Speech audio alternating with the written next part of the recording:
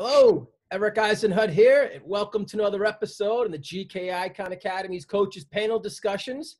Today, our topic of conversation is going to revolve around communicating and specifically organizing in the back third. Today, we are fortunate enough to have with us, we have Coach Mark Sappington. Mark is currently the assistant and goalkeeper coach at Campbell University. He is the former assistant and goalkeeper coach at Slippery Rock University. He is currently on the ODP Region East coaching staff, the goalkeeper coaching staff. He's a senior coach at Camp Shutout, and he's also been a senior coach for GK Icon for the past 5 years. We are also very fortunate enough today to have Mr. Stan Anderson with us. Coach Anderson is the owner of Camp Shutout. He has experience coaching at the U.S. Academy National Camp level.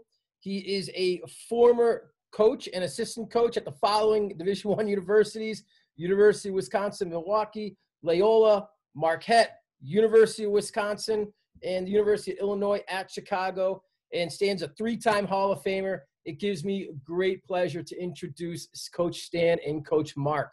Welcome, fellas. Fantastic. I tell you, that Sappington guy, man. I appreciate y'all having me back. You let me grace the screen another time. I'm surprised by this.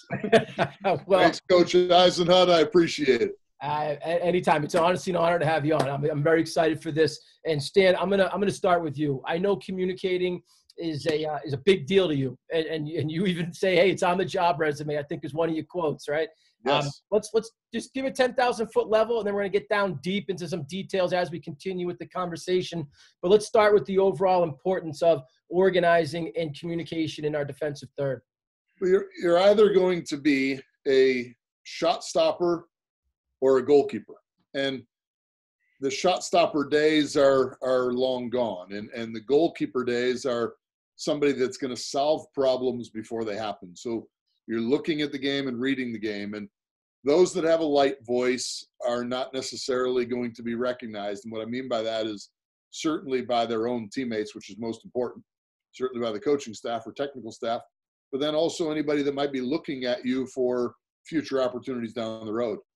Those that do communicate and communicate strongly and accurately, obviously, those are the ones that are going to forge themselves opportunities going forward. They have a presence level in the game, and just standing there and having a presence level is not necessarily going to get it done for you.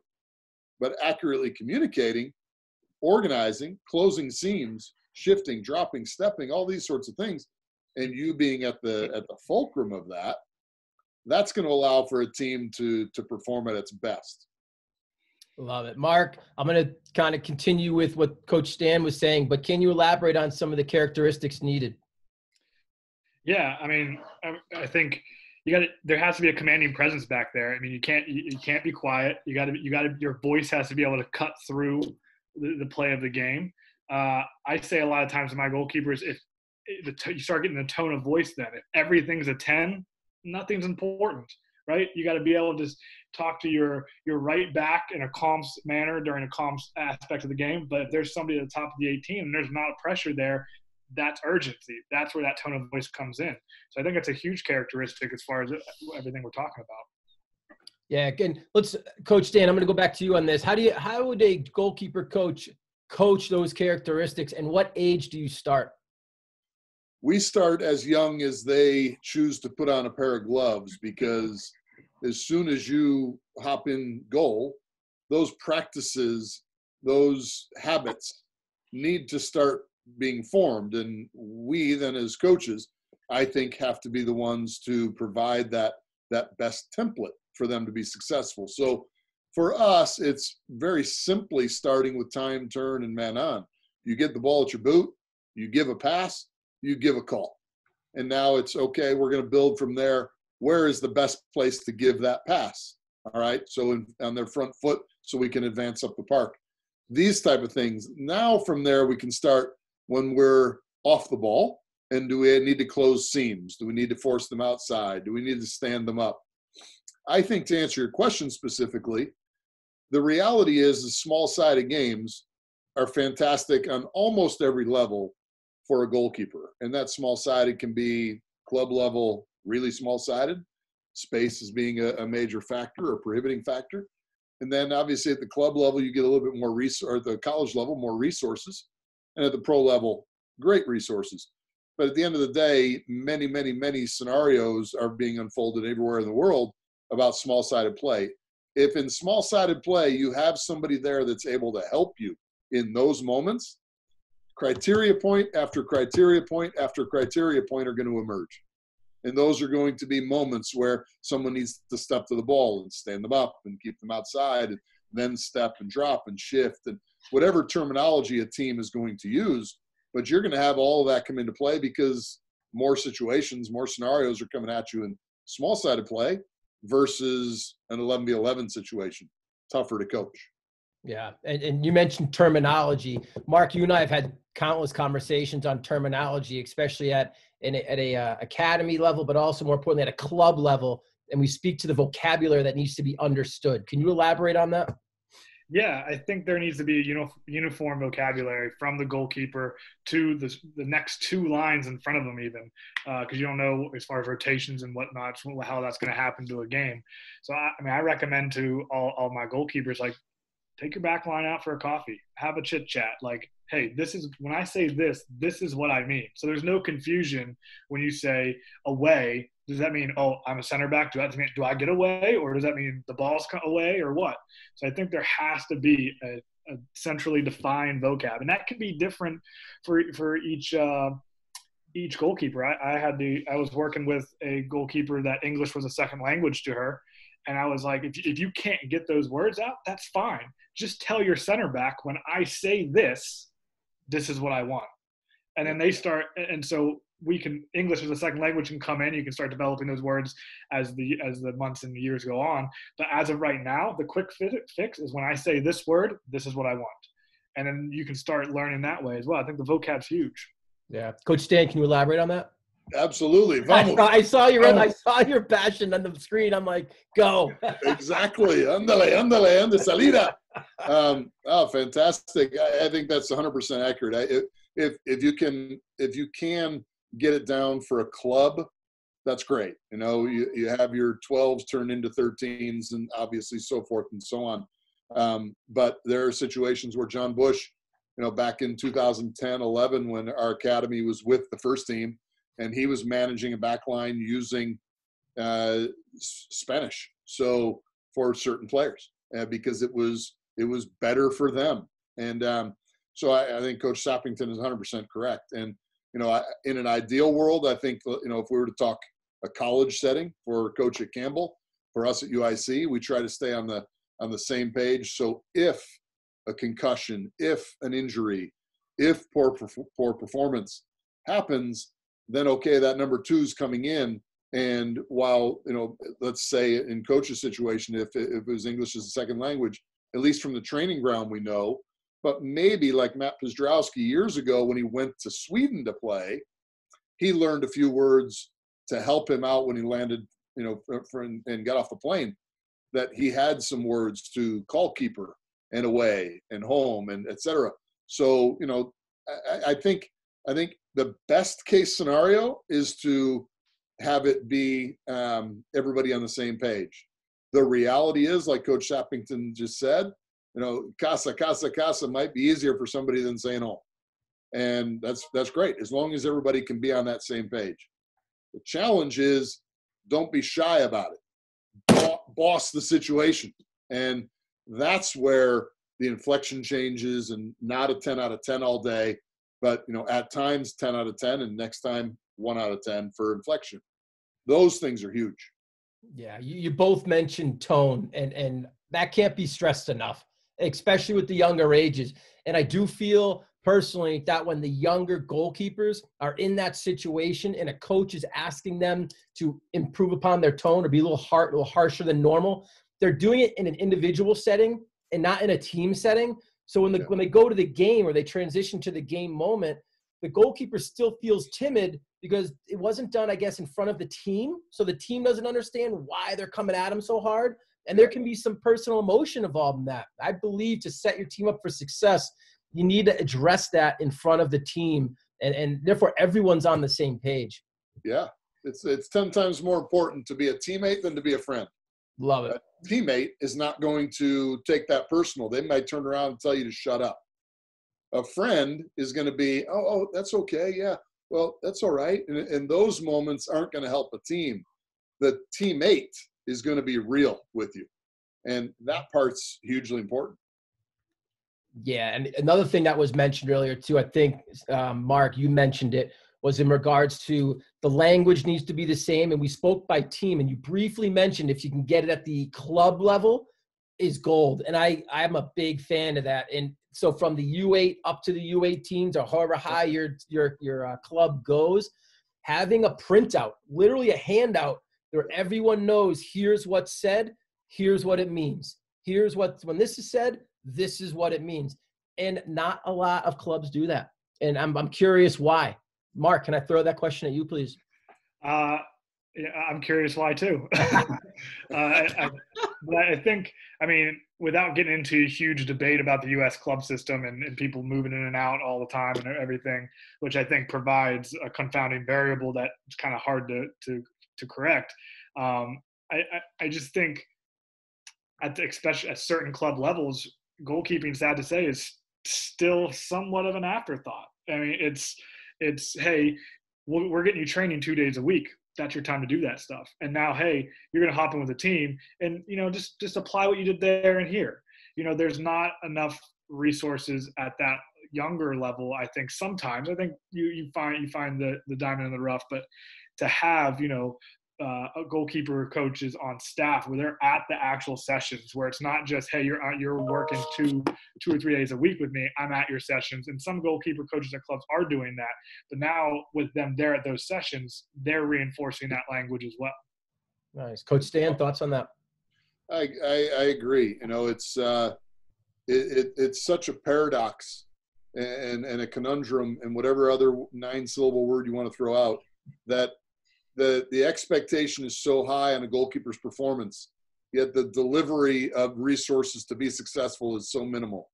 I think under is the word that I come up with for goalkeeping almost all the time. It's under-coached, it's underserved, it's underpaid, it's under everything. And yet the importance of goalkeeping to a team is so huge. I think we still in this country, maybe to touch a little bit on what Sapp was saying, is we expect that we're just going to have a goalkeeper that can keep the ball out of the net, and the expectation is that it's easy. And it obviously isn't. And we know that as adults when we watch the World Cup, when we watch MLS, when we watch La Liga, when we watch Bundesliga, when we watch Premier League. We see the goalkeepers that make mistakes. At the end of the day, we know it's not easy. But we need directors and U.S. federations, did I say U.S., to support a goalkeeping role, and that would help in many cases. And there's plenty of people that can provide such a scenario.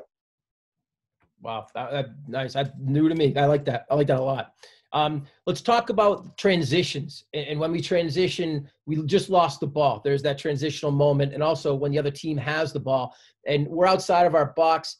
And when do you, as a goalkeeper, start to organize as that transition's coming to you? Coach Mark, can I start with you? Yeah, I think to me, it's when the transition happens. I think it's the hardest time to organize, when everything's coming at you. But I think it's probably the most important time to organize because everything's changing all the time in front of you. It makes it difficult, but you can start sorting out problems now before they even start to happen. I think as goalkeepers, young and older, I think sometimes because it's hard, they're hesitant to do it because they don't want to be wrong, and as a coach, I typically say, hey, I want you to talk. If you're wrong, that gives us something to talk about. If you're not talking at all, we at least have to get you to start talking. It can't be just when the ball is 5 yards outside your box, you're starting to open your mouth. We talk about addressing the primary threat, which is typically the ball, and then going to secondary, tertiary, which is typically going to be what's happening on the weak side coming back. So obviously scenarios and situations are all different, but in general, that's kind of how we discuss it. And it's during that transition, as soon as that ball is coming back, it's, hey, tuck in here. Hey, pressure the ball there. Hey, we got a runner on the weak side. Obviously fewer words than that sometimes, but you get my point. Yeah, no, understood. Coach Stan, when can a goalkeeper start organizing that transition? Can they do it when their own team has the ball in certain situations in a possible 50-50, or can they look ahead a little bit? Is kind of where I'm going with that. Sure. If you're paying attention, you're engaged in the game, and you're visualizing, which we all talk about, but you challenge the goalkeeper to visualize what could be happening. The reality is, we'll look at a scenario where down your left side here comes the attacker, the 11, and he's looking to have a serve. That serve goes across the face of the goal to the back edge of the 6, let's say. If you know who's back there, some goalkeepers are going to call away in that moment. And calling away is going to send people, okay, I'm going to head this ball away, or I'm going to clear it. Versus a smart goalkeeper that knows there's some time and space there, realizes, okay, as that's coming over, and they're able to bring it down via a call of time. So then they bring it down, and now we can build the game. It's at those moments where, all right, now we've built, maybe found the 6, and we're looking to penetrate going forward, everybody step. And if someone, John, Susie, Jeff, Mary, whoever it is that's lagging behind, you've said step, and you've commanded the moment and said step, and now Mary or Jeff decides that, it's not really important for them. That's when you get pointed with your communication of, Mary, step! And now that player hopefully step, and now we can start squeezing our back line and make sure that we're in a good scenario, good situation. But at the end of the day, I think as much as you can build it on a forecast, I think you do. If you can't forecast it and the game just unfolds, it happens, a deflection, a shot that came at you, you need to make the save, you held it. I think that's the moment that if you suffered the game, let's have a little bit of resolve here, slow the game down a little bit, take a little air out, and then let's build. And by that point, let's get the field as big as possible. And now let's look to build as best we can. And that's going to be through deceit, looking one way, playing the other way, deception, the same scenario. Or, all right, if we're late in the game, 90th minute, I may be sending this ball behind the back line, and now we're going to step and squeeze again. So I think the game presents itself multiple scenarios there. Coach Mark, when we have the ball and we're in our defensive third, how can organization help from a goalkeeper's perspective? How can their voice be the voice everyone should be listening to, and why? In the build? Yeah, when we just won the ball, our own defensive third, from what we have the ball, how can the goalkeepers be assisting in organizing then when we have possession? Well, I think multiple ways. The first one that pops in my head, I think a lot of people look at the goalkeeper position, they're like, oh, they can only use their hands. How many times do you see a center back standing right in the passing lane of a goalkeeper? We can start getting those players out and getting them a bit more expansive, right? And now as a goalkeeper, we're seeing all the angles. We're seeing the deepest view of the field. We can start seeing some of those seams. We're obviously not dictating the play with a whiteboard and a marker out there saying, oh, look at your 11 here, blah, blah, blah. Your teammates can make those decisions, but you can at least facilitate the scenario as far as getting people expansive, maybe having your 6 tuck in, now you're opening up space and forcing the other team to make some decisions. And, you always like when the other team has to make decisions because typically it's going to work out in your favor.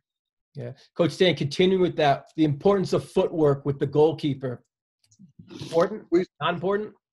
Yeah, hugely important. We spend the majority of our time with that. I mean, honestly, we spend the majority of our time with that, whether you're 12, 13, 14 or older. But the ball at your boot is so important, because if you're inefficient, you get exposed. And when you get exposed, you're just creating opportunities for the opposition. And when you do that, you're deflating the team. And it's at those moments where you deserve to maybe catch a little bit from the coaching staff or your fellow teammates, whoever it may be. In an ideal world, we want to be as hidden as can be and not involved in the game, almost similar to a referee. That'd be great. But the reality is we are that insurance policy, and we do need to make saves. Sometimes we also need to be used as an outlet. And if we can be the 11th player, I firmly believe this, and it's part of our teaching at our club in particular, 11 is greater than 10 plus 1. And 10 plus 1 is what many people think is a great scenario to be in. I want my goalkeeper to be inside the 6. I want him to keep the ball out of the back of the net. I don't need you for anything other than just stop the shots. When in reality, if we can make the field smaller by advancing our 1 whether it be 30 or 40 yards from the end line, and make that field smaller, avoid the opportunity for them to break over the two center backs and make them play wide, that's a positive situation for us also. But if we're deep, we're in trouble there. So the reality is if we can be that player, an 11th player, to play with our team, we can keep that ball moving around the back line or into midfield even, and be somebody that's helping our side break down the opposition. You know, if we're not that player, then really we're just going 10v10. I'd rather go us as 11 v their 10 plus 1 if that's what they're going to do with their goalkeeper. But the ability with the ball at the boot is huge. Not too many touches. You don't need to be Messi or Ronaldo, but you do need to be effective with the ball at your boot. And that really comes from training and putting them into match-like scenarios that are going to cause them to fail, but that's okay. Yeah, the failure part, I absolutely want to come back with. I love that part, Mark. But let's talk about how do we train that, and how do we get the tactical awareness with the team environment to utilize the goalkeeper in that role. Yeah, I mean, we're talking about communication and footwork right now. It's getting them comfortable being in that role. It's getting them. I think, you know, I've heard Stan say it a lot in the past. You know, the whole quiet goalkeeper is a useless or I don't know if it's a useless or a worthless goalkeeper. Is the actual. They're stronger words, but I'm not going to use them now out of respect for Coach Eisenut. Yeah, PG, please. Thank you. Yeah, so I think just getting them out there, making them comfortable to fail. I know you said you wanted to come back to it, but I think that's the hugest aspect of it.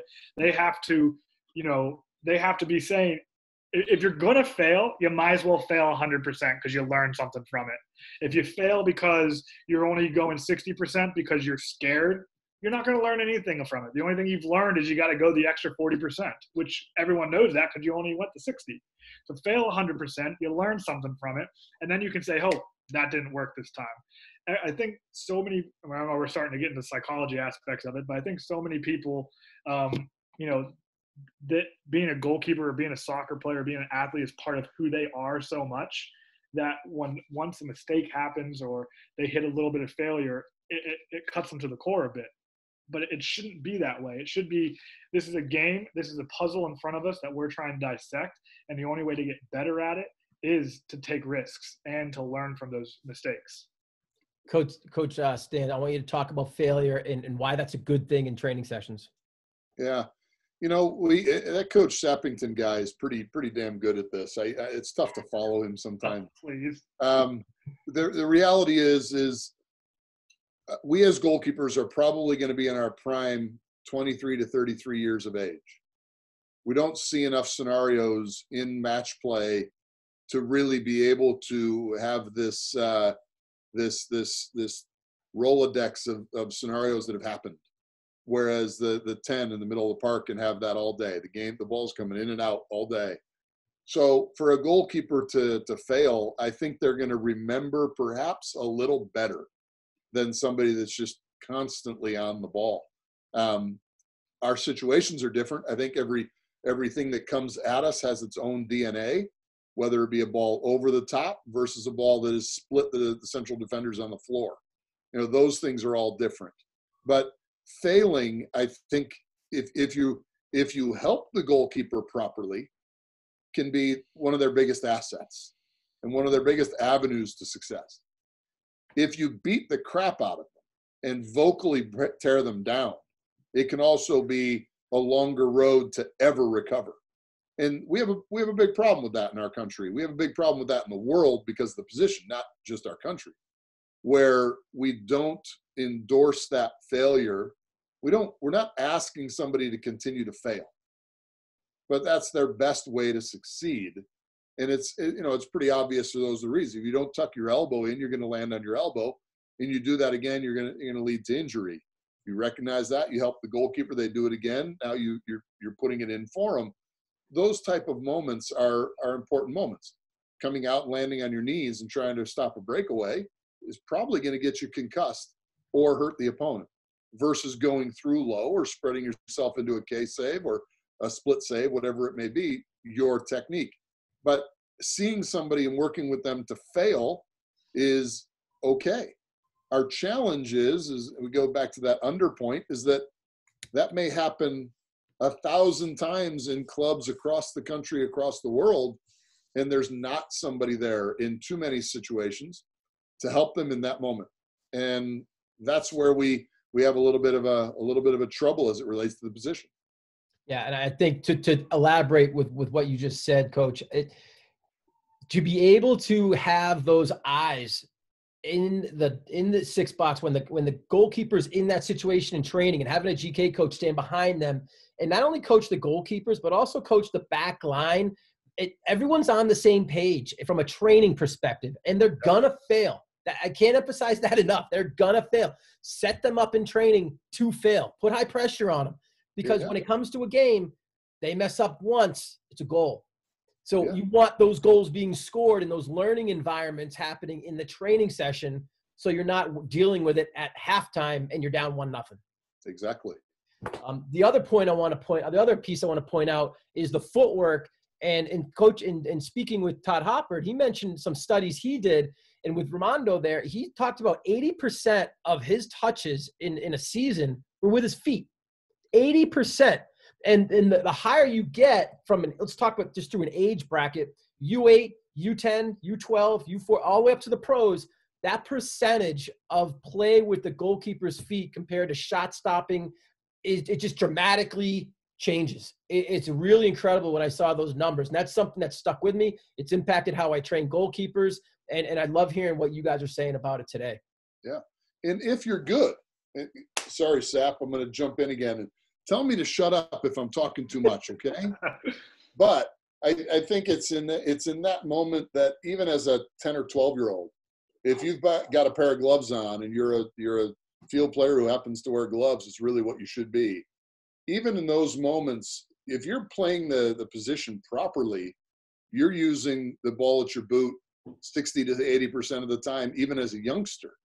You know, the college game is yet to adopt the goal kick rule. So you've got 12-year-olds playing proper with their boot, or what FIFA wants. You get to the college game and it hasn't been adapted yet. So at the end of the day, I think you working with your goalkeeper to understand that, all right, I've made a save. Great. Put the ball down and let's play. Let's play the game. Let's play the game. Let's play the game. And not sit there and hold and hold and hold and hold and look and then punt. You know, that's where, again, our support for guys like the three of us and everybody that's involved with GK Icon, it's important for us to recognize those moments and have us be in situations to help a goalkeeper to really start playing at the next level as a youngster. Let's talk about the new goal kick rule, because when I talk to it and people look at me like it's not a big deal, I think it's a huge deal. I really do. I think it needs to be taught. I think it needs to be understood. I think it's a great way to take advantage from a tactical standpoint in getting your team positioned properly to just dissect and find those passing lanes. Coach Mark, how would you go about running? I know it hasn't been implemented yet. I get that, but I'm still going to ask you hypothetically, what's your main focus with that new rule change? The understanding of from a goalkeeper to a back line, even introducing, now you've made the field even more expansive. So now you're introducing that midline as well, and where they're sitting in those pockets, understanding what this actually does to us as a team in our build, if we're going to utilize it, when we're going to utilize it, and how we're going to utilize it. It's such a new thing, new aspect of the game that, again, it hasn't been implemented in the college ranks yet. I believe it's coming in next year. I believe so. Yeah. So now we're having these conversations about it. But it as far as the training it's coming into, you get your team out there and you start setting up, hey, just like you would in any other aspect of the build. You know, we're going to be here. This is how we're going to try to play out of it. If they give us these cues, we're going to adapt. Just to answer that question, yeah. Coach Stan, you mentioned that it's implemented at the younger levels already. How do you train it at the academy level and at the U15, 16, 18 levels? Yeah, pretty simple in that it at least now forces, I think that might be the right word, for a goalkeeper to be on the ball, versus some goalkeepers that when the old goal kick, if you will, they'd have a center back who could strike a bigger ball, and then they would be removed from responsibility. This now puts them over the ball because it can be played obviously short. So, there's a couple little subtle things. One, stand behind the ball, directly behind the ball, to be able to play the ball. That way the whole field is open and you're keeping the 2 or 3, maybe 1 striker that's waiting to pounce, if you will. They're now they're thinking that you could play anywhere. All right. Versus if you're standing off to the left to approach the ball running and then touch it to your right center back. Well, now you've closed half the field, and that's the left side of the field. So now everything's predictable. It makes it easier for them to close you. So those moments are big where, maybe a 15, 16-year-old can be behind that ball centrally, have their 2 center backs inside the box, just outside the goalkeeper box, but you decide to play out to your advanced outside backs. Great.